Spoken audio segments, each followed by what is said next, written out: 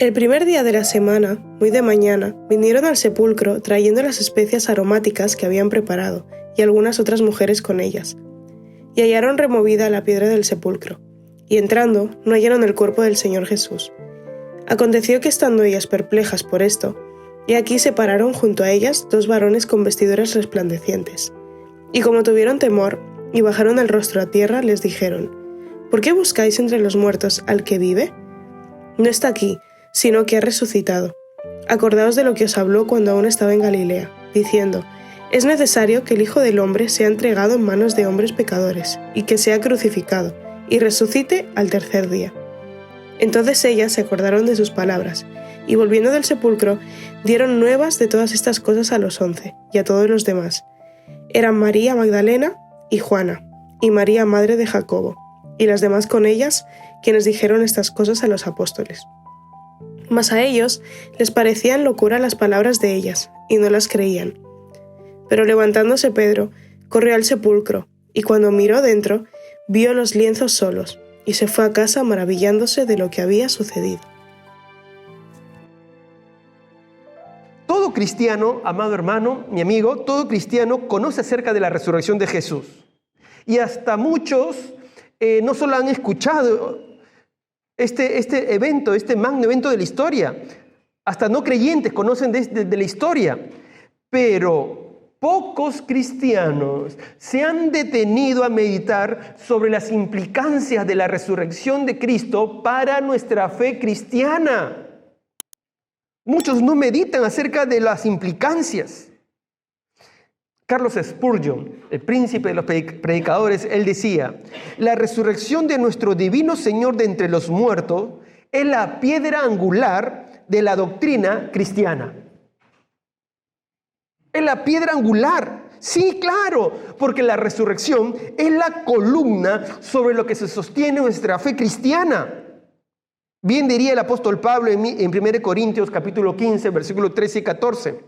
Porque si no hay resurrección de muertos, tampoco Cristo resucitó. Y si Cristo no resucitó, vana es entonces nuestra predicación, vana es también nuestra fe. Vana es nuestra fe. ¿Qué hacemos aquí? Si Cristo no ha resucitado, no deberíamos estar aquí. Por eso que muchos, por atacar el cristianismo, han atacado la resurrección. Y han atacado la resurrección porque la existencia de Cristo ya es evidencia histórica. Se ha discutido mucho de ello, pero hay mucha evidencia histórica acerca de la vida de Jesús. Por eso que históricamente hablando, nadie niega la existencia de Cristo. Ese no es el problema. Históricamente hay mucha más evidencia histórica del Jesús histórico que de Alejandro Magno o de Napoleón. Por eso que hoy ya no se discute la existencia de Jesús.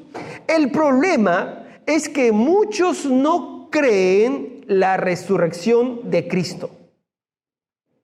Muchos no creen la resurrección de Cristo. Y se han creado muchas teorías para negar la resurrección de Cristo. Por ello, mis amados hermanos, amigos, permitidme hoy hablar acerca de las evidencias de la resurrección de Cristo, meditar en ellas y meditar también en el poder y la esperanza que ello nos brinda. Amén. Hablemos de las evidencias de la resurrección de Cristo, en primer lugar, en base a este pasaje que hemos leído, Lucas. La primera gran evidencia de la resurrección de Cristo es la tumba vacía. Hasta hoy usted puede ir, si usted va a Israel, va a ver el letrero que dice acá no está Cristo, Él ha resucitado. Dice cuando Lucas 24, del 1 al 3, que leyó Christopher, el primer día de la semana, muy de mañana, vinieron al sepulcro trayendo las especias aromáticas que habían preparado, y algunas otras mujeres con ellas. Y hallaron removida la piedra del sepulcro, y entrando no hallaron el cuerpo del Señor Jesús. Ellas iban a ver el cuerpo de Jesús, pero no hallaron el cuerpo. Entonces vieron que la tumba estaba vacía, y la tumba vacía es una evidencia fuerte a favor de la resurrección. Como recordaréis, los judíos creían o no creían en Jesús? Los judíos no creían, los reyes dijeron, crucifíquenle. ¿A quién soltamos? ¿A Barrabás o a Jesús? ¿Y qué gritó la muchedumbre? Barrabás, Barrabás. No querían a Jesús, no creían en Jesús. Pero los judíos aceptaron el hecho de la tumba vacía porque no pudieron encontrar el cuerpo. No encontraron una prueba en contrario. ¿Y te imaginas? Cuando los opositores de una persona aceptan como bueno y válido lo que es contrario para ellos, eso tiene peso, ¿no? Que el contrario acepte algo, eso tiene peso. La tumba vacía, por eso es una de las evidencias de la resurrección de Cristo. Ahora, también los líderes judíos, para justificar la desaparición del cuerpo de Jesús, dijeron que los discípulos se lo habían robado. Y esa es una de las teorías que querían decir para desacreditar la resurrección. Se han robado el cuerpo. Se han robado el cuerpo. Pero no podría ser esto verdad, porque ¿cómo estaban los discípulos de Jesús cuando crucificaron a Jesús? ¿Cómo estaban? Escondidos, estaban temerosos, estaban con miedo. ¿Cómo iban a robar el cuerpo si encima había soldados romanos? En ese tiempo, mandaron a los soldados romanos a ponerse en la tumba. Si los discípulos habían corrido, estaban con miedo, ¿cómo iban a enfrentar a la guardia romana? Los discípulos no podían resistir al poder romano. ¿Cómo podían unos soldados armados y en estado de alerta ser vencidos por un puñado de gente timorata? No era posible.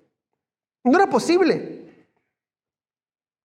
Pero vemos que en los discípulos, su vida, su entrega por su fe, habla que verdaderamente creían en la resurrección de Cristo. Sabían que Cristo había resucitado. Si ellos hubieran robado el cuerpo, si ellos hubieran inventado la resurrección, pues no hubieran dado su vida por esta verdad. Ellos estaban dispuestos a morir, a ser crucificados, a ser quemados, a ser dados para ser alimento de los leones, porque creían esta verdad. Ellos creían y dieron su vida.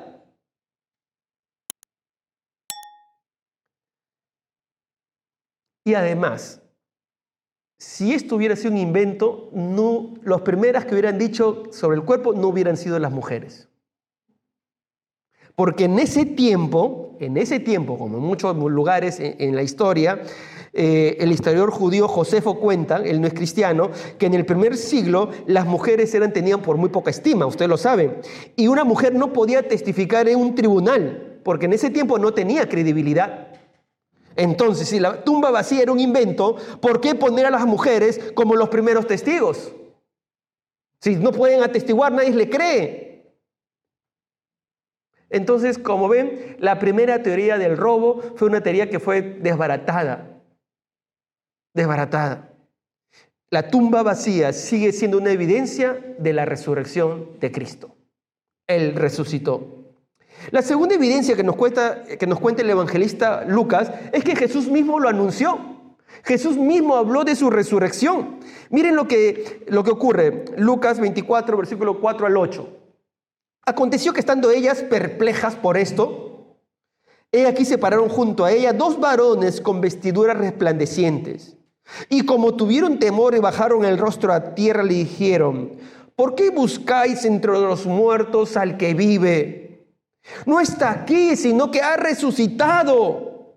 Y miren lo que le dice: acordaos de lo que os habló cuando estaba en Galilea, diciendo: es necesario que el Hijo del Hombre sea entregado en mano de hombres pecadores y que sea crucificado y resucitado al tercer día. ¿Y qué pasó? Entonces ellas se acordaron de las palabras de Jesús, de sus palabras. Jesús ya lo había profetizado, Jesús ya lo había anunciado. Lo dijo varias veces. Cuando los judíos le pedían señal de que era el Mesías, Jesús les respondió en Mateo 12, 39 y 40.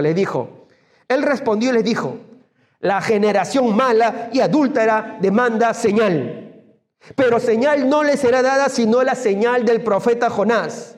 Porque como estuvo Jonás en el vientre del gran pez 3 días y 3 noches, así estará el Hijo del Hombre en el corazón de la tierra 3 días y 3 noches.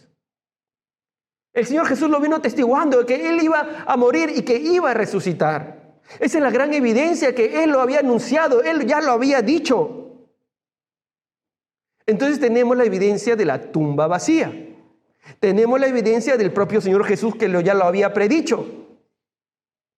Pero otra evidencia que nos dice el evangelista Lucas es el testimonio de los testigos oculares. Como acabo de decir, testigos oculares, los que vieron el hecho. Sigamos el relato que leyó Christopher. Lucas 24, versículo 9, ahora hasta el 12. Y volviendo del sepulcro, dieron nuevas de todas estas cosas a los 11 y a todos los demás. Eran María Magdalena, Juana y María, madre de Jacobo, y las demás con ellas, quienes dijeron estas cosas a los apóstoles. Mas a ellos les parecían locura las palabras de ella. Claro, no le creían. Y no les creían, y dicen, no les creían porque las mujeres no, que han visto, están tan mal, no, su tristeza les hizo ver algo que no. Pero levantándose Pedro, corrió al sepulcro, y cuando miró dentro, vio los lienzos solos, y se fue a casa maravillándose de lo que había sucedido. Las mujeres, los apóstoles fueron testigos oculares. Vosotros sabéis que el mejor testigo en un tribunal es el testigo ocular, directo, que vio los hechos. Los primeros testigos oculares fueron 3 mujeres: María Magdalena, Juana y María, la madre de Jacobo. Luego Pedro, luego sus otros discípulos. Y luego Jesús se apareció a más de 500 testigos oculares. Cuando ellos estaban asustados, con las puertas cerradas, escondidos, nos cuenta en la Biblia el propio evangelista Lucas en el versículo 36, mientras ellos aún hablaban de estas cosas, Jesús se puso en medio de ellos. Ellos estaban encerrados con miedo y Jesús se aparece en medio de ellos y les dice: paz a vosotros. Se asustan. Jesús se aparece a los discípulos. Se les apareció, estaban escondidos por temor, pero se asombran y Jesús come con ellos. Luego, dice el apóstol Pablo, también nos cuenta en 1 Corintios 15, versículo del 5 al 7, y dice: y apareció a Cefas, dice, y después a los 12, y después apareció a más de 500 hermanos a la vez, de los cuales muchos viven aún y otros ya duermen. Después apareció a Jacobo, y después a todos los apóstoles. Se apareció a 500 testigos oculares. Muchos de ellos vivían, otros ya habían muerto, pero 500 vieron a Jesús. Usted sabe que otro argumento para refutar la resurrección de Cristo es decir que los discípulos habían visto una alucinación. Ellos decían, eso fue una alucinación. Pero una alucinación de más de 500 personas. Ustedes saben que las alucinaciones están ligadas a determinados tipos de subconsciente. No todos pueden alucinar, algunos tipos de subconsciente pueden tener alucinaciones. Pueden ver a determinadas experiencias del pasado, también uno puede tener una alucinación. Las alucinaciones son muy individualistas. O sea, que tiene una alucinación es individualista, no lo puede tener el otro. Puede ocurrir máximo de pronto en 2 personas, pero no puede ser en 3. Y no puede ser tampoco al mismo tiempo. Es imposible que tengan la misma alucinación al mismo tiempo. Ahora imaginad, más de 500 personas a la vez, es imposible que hayan tenido una alucinación. Personas de distinto estado mental, de distinto temperamento, no pueden tener una alucinación. Y agregad que estas personas que fueron testigos dieron su vida por Jesús. defendieron su testimonio de Jesús con su vida, murieron por su fe. Entonces, si era una alucinación, rápidamente hubieran negado a Jesús, pero dieron su vida por Jesús, porque vieron que Él había resucitado. Y el Señor Jesús, resucitado, luego se apareció a Jacobo y luego también a otros apóstoles. Jacobo, que también se le llamaba Santiago, era uno de los hermanos de Cristo. ¿Os acordáis? Que no creía en Cristo.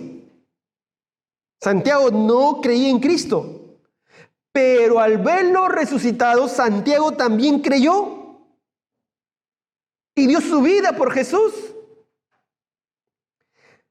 Además, por espacios de 40 días, el Señor Jesús resucitado se apareció a sus apóstoles, estuvo con ellos hasta que ascendió a los cielos y prometió venir por segunda vez. Él estuvo con ellos. Jesús hizo 12 apariciones en un periodo de 40 días después de su resurrección. Y en esas apariciones se le presentó a Santiago, se le presentó también a Tomás y también a Pablo, a Saulo. ¿Os acordáis de Saulo? Ellos no creían. Tomás dijo, no es posible, ¿qué dijo Tomás? Tengo que palpar, tocar su mano, sus heridas, no lo creo. El hermano de Jesús no creía en Jesús. Y Saulo era un perseguidor de la iglesia cristiana. Pero a estos 3 hombres se les apareció Jesús y sus vidas fueron transformadas. Si Tomás, Santiago, el hermano de Jesús, y Pablo, quienes no creyeron en Jesús inicialmente, quienes no hubieran tenido un encuentro real con el Cristo resucitado, entonces, ¿cómo explicamos su cambio tan radical? ¿Cómo explicamos que estos testigos estuvieron también dispuestos a morir por la verdad de la resurrección? Entonces, los testigos oculares son también una evidencia de la resurrección de Cristo. Dieron su vida. Dieron su vida. Otra evidencia de la resurrección de Cristo es el testimonio de las propias Escrituras.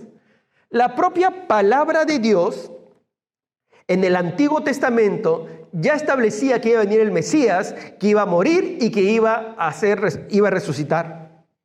Por eso que Jesús se le aparece, ¿os acordáis? A los 2 discípulos en el camino de Emaús. Lo cuenta también el evangelista Lucas.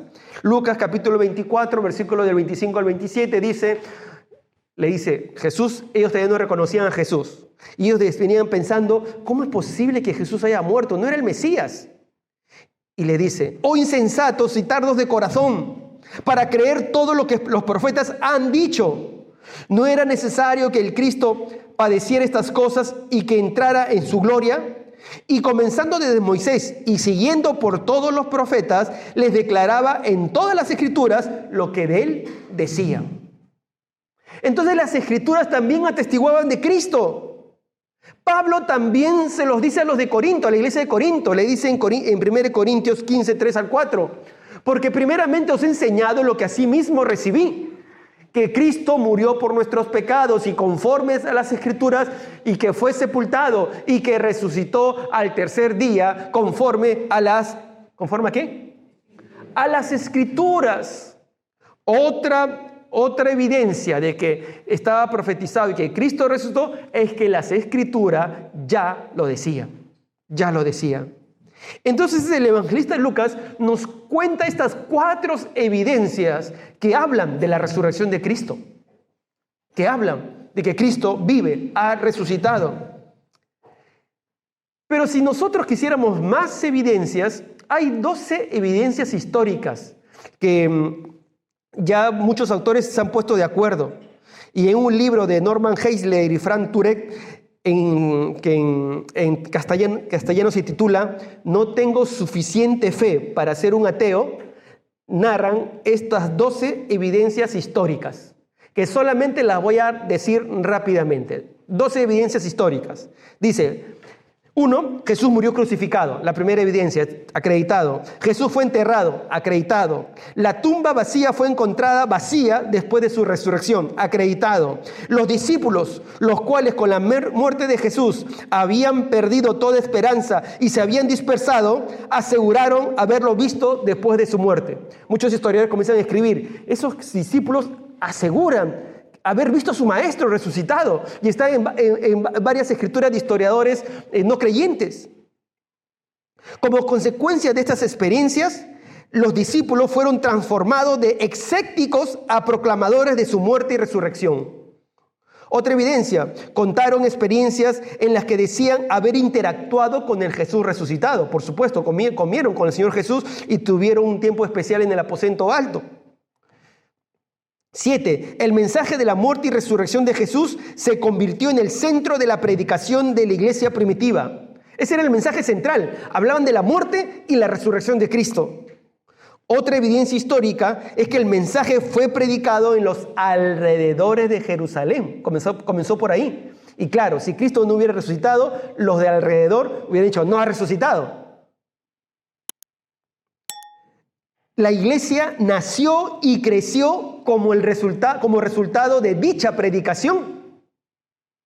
Otra evidencia histórica es que con motivo de la resurrección, el día de adoración, que hasta entonces había sido sábado, pasó a ser. Por eso que nosotros venimos domingo a adorar a Dios. Es día del Señor, Cristo ha resucitado y cada domingo separamos un tiempo para adorar a Dios. Aunque debo deciros que el día domingo es día del Señor. El día domingo es día del Señor. Ya un día hablaremos un poco más profundo de este tema. Y 11. Santiago, el hermano de Jesús, ya lo dije, que era uno de los grandes escépticos, se convirtió a la fe cuando él vio al Cristo resucitado. Pablo, el apóstol, años después de ser perseguidor del cristianismo, pasó a ser cristiano al aparecerse el Cristo resucitado. Evidencias históricas que hablan de la resurrección de Cristo. Así que, amados hermanos, la resurrección de Cristo está atestiguada, acreditada. Como bien diré este libro, se necesita más fe para ser ateo. O sea, si uno quiere ser ateo, tiene que tener más fe que un cristiano. Porque las evidencias atestiguan de la vida, muerte y resurrección de Cristo. ¿Qué implica ello? ¿Qué implica ello? ¿Qué implicancias tiene? Permítidme ahora hablar de la trascendencia de la resurrección para nosotros, para el mundo. En primer lugar, saber que Cristo ha resucitado nos trae esperanza. Tenemos esperanza de la resurrección. Amado hermano, muchos de nosotros veremos la muerte, quizás todos, pero vamos a ver la muerte. Vamos a envejecer, vamos a morir. Pero la Biblia dice en 1 Corintios 15:21, porque por cuanto la muerte entró por un hombre, Adán, también por un hombre la resurrección de los muertos. Amén. Esa es nuestra esperanza. Esa es nuestra esperanza. Vamos a vivir. Vamos a resucitar. Pero también es una triste realidad. Todos aquellos que rechacen a Jesús no verán la vida, sino la condenación. Juan 11:25 dice, y le dijo Jesús, yo soy la resurrección y la vida. El que cree en mí, aunque esté muerto, vivirá. Vivirá. Para nosotros la muerte física es solamente un pequeño trago amargo. Pero cuando abramos los ojos, nos encontraremos con Jesús. Es nuestra esperanza. Y por eso nos gozamos. ¿Cuántos dicen amén? Nos gozamos, esa es nuestra esperanza. Qué triste para aquellos que no creen en Jesús. Qué triste, qué dolor, qué dolor, qué dolor. Otra implicancia, Cristo ahora tiene un cuerpo glorificado. Se los explico. Pero primero leamos al evangelista Lucas. Lucas 24, 37 al 43. Dice, entonces, espantados y atemorizados, pensaban que veían un espíritu. Recuerda que él entra. Pero él les dijo, ¿por qué estáis turbados? y viene a vuestro corazón estos pensamientos? Mirad mis manos, mirad mis pies, que yo mismo soy. Palpad, ved, porque un espíritu no tiene carne ni huesos. ¿Qué tiene el Señor Jesús? Carne y huesos, como veis que yo tengo. Y diciendo esto le mostró las manos y los pies. Y como todavía ellos de gozo no lo creían, claro, no lo creían, porque Jesús había sido crucificado, no lo creían, estaban maravillados. Y les dijo Jesús: ¿tenéis aquí algo de comer? Entonces le dieron parte de un pez asado y un panal de miel, y él lo tomó y comió delante de ellos. Cristo ya estaba resucitado. ¿Y qué tenía? Ay, hambre. No tenía hambre, sino que él come para atestiguar que ellos estaban... ¿A usted le pasa cuando, a ver?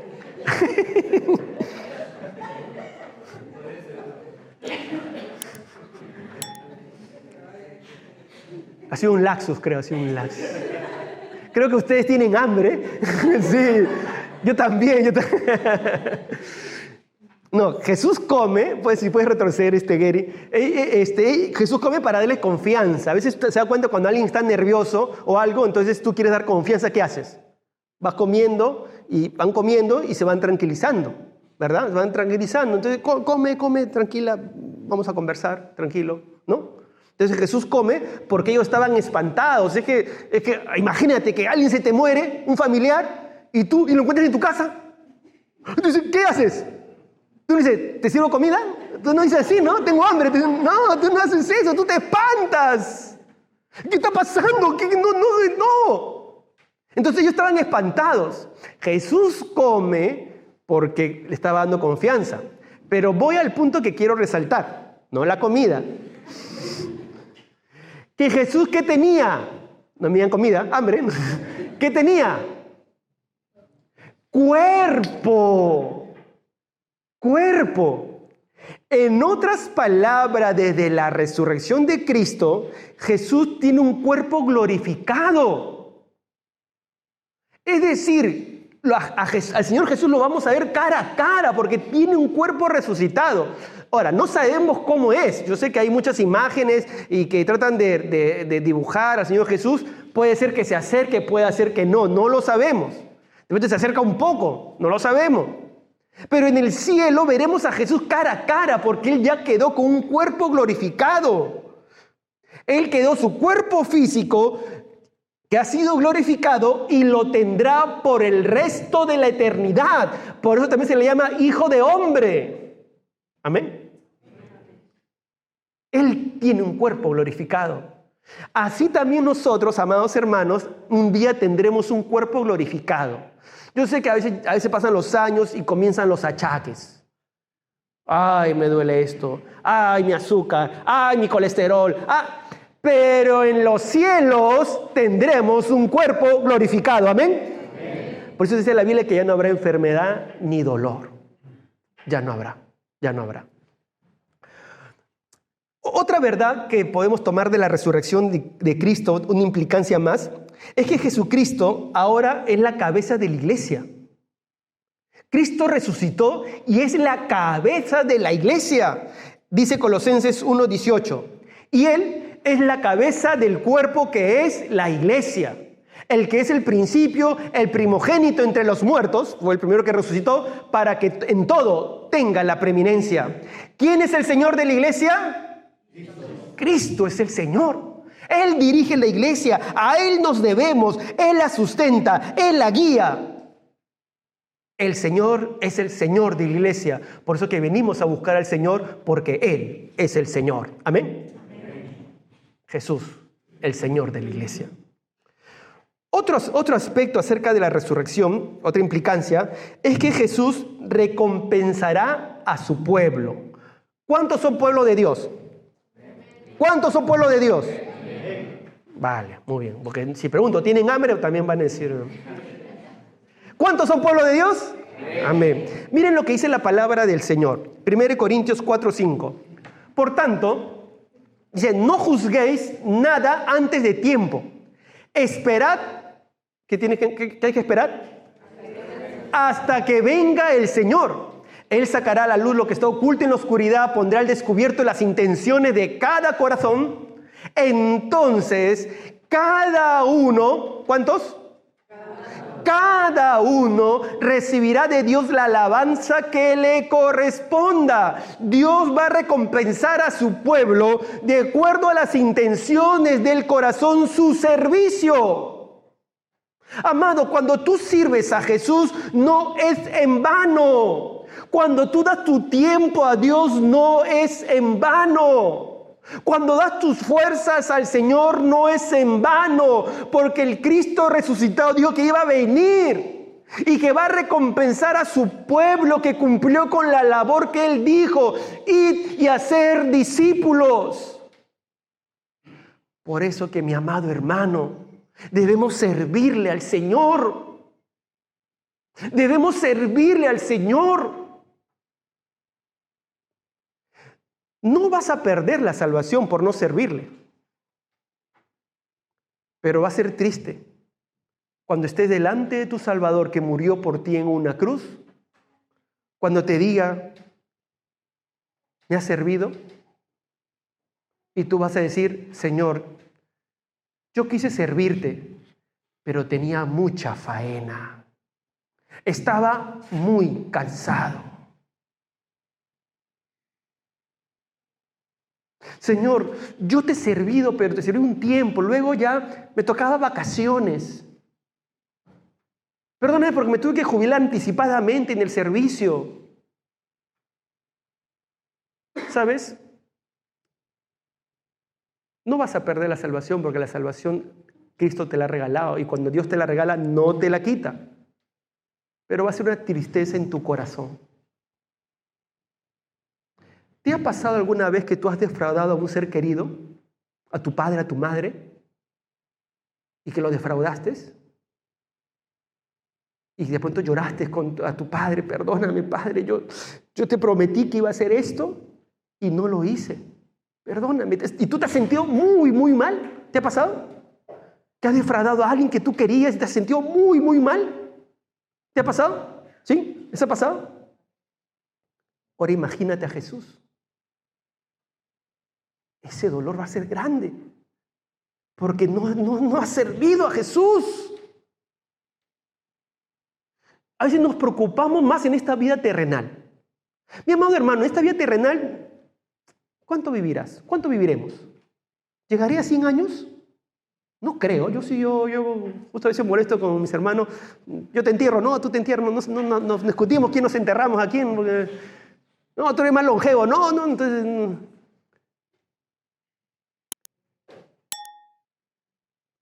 Pero supongamos 100 años o más. El más longevo creo que vivió 120, 130, creo. Ahora último. Pero supongamos 100. Redondeemos. ¿Está bien, Joan? Redondeamos a 100. ¿Sí? Sin intereses. Pero en la eternidad vas a vivir miles y miles de años con Dios. Y te preocupas más por lo terrenal, donde el orín, la polilla corrompe. Y no te preocupas por servirle a Dios, que es lo eterno, lo trascendente. Ahora, por supuesto que estamos en este mundo y tenemos que hacer varias cosas de este mundo. Estudiar, trabajar, avanzar, poder comprar una casa, un piso, avanzar. Pero recordad, estamos en este mundo. Estamos en este mundo, pero no somos de este mundo. Tenemos una nacionalidad, pero nuestra nacionalidad más importante, ¿cuál es? La de los cielos, la celestial. ¿Y por qué te afanas entonces? ¿Por qué te tensionas? ¿Por qué te estresas? Mi amado hermano, Cristo resucitó y le dijo a sus discípulos que Él regresará. Y cada servicio, amado hermano, los servidores, cada servicio que tú haces de corazón, Dios te lo va a premiar. Nosotros no, aunque quisiéramos siempre Pero el que te va a premiar verdaderamente es Jesús. Jesús mismo, el Cristo resucitado, te dirá: siervo fiel, sierva fiel y prudente. Sobre poco has sido fiel, sobre mucho te pondré. Entra en el gozo de tu Señor. ¿Por qué no debemos servirle? Si más bien debemos agotar nuestras fuerzas para el Cristo resucitado. Amén. Sírvele, mi amado hermano. Sírvele con todo tu corazón. Jesús te primerá. Pero acá en la tierra, ¿sabes qué vas a tener? Paz, gozo. Cuando uno sirve y da sus fuerzas, dice: Señor, qué gozo tengo. He servido. Y mira lo que veo las almas que vienen a ti. Entonces me siento con gozo porque he podido hacer esto para tu obra. Me gozo, te da paz. Es una bendición. Y el Espíritu Santo en tu corazón atestiguará alabanzas de Dios para tu vida. Así que, mi amado hermano, no hay mayor gozo que ser un servidor de Jesucristo nuestro Señor. Amén.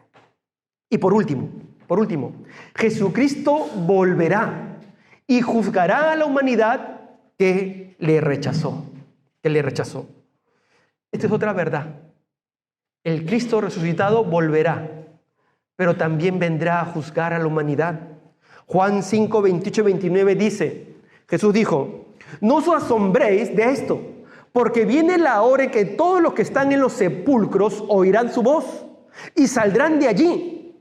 Los que han hecho el bien resucitarán para tener vida, pero los que han practicado el mal resucitarán ¿para qué? Para ser juzgados. Esa es también una realidad, mi amado hermano, amigo. Todos aquellos que no han entregado su vida a Cristo ya están condenados, y están condenados por rechazar a Jesús, al autor de la salvación. Aquel que rechaza a Jesús ya ha sido condenado. Y esta es una gran verdad y una implicancia. Cristo resucitó. Él nos ha dado vida, pero todos aquellos que rechacen a Jesús serán condenados y juzgados. Dice Apocalipsis capítulo 20, versículos 12 y 19, dice: vi también a los muertos grandes y pequeños de pie delante del trono. Se abrieron unos libros y luego el otro, que es el libro de la vida. Los muertos fueron juzgados según lo que habían hecho, conforme a lo que estaba escrito en los libros. Aquel cuyo nombre no estaba escrito en el libro de la vida era arrojado al lago de fuego. Qué triste, qué tristeza.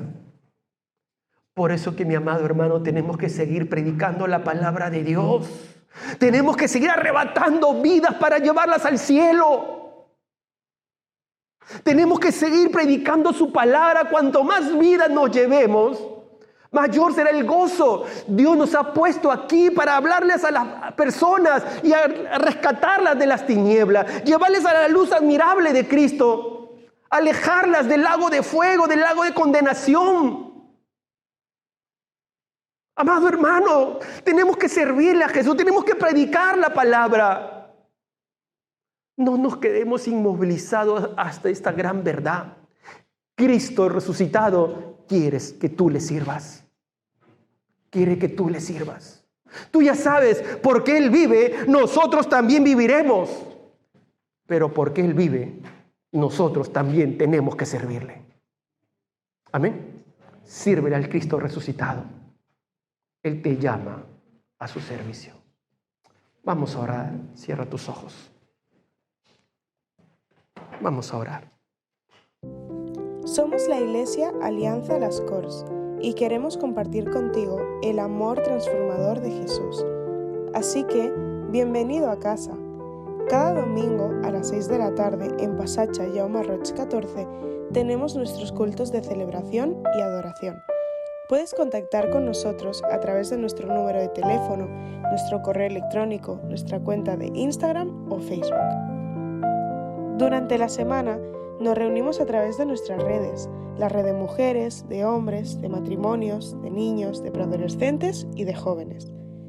Nos gozamos que estés aquí. Te esperamos.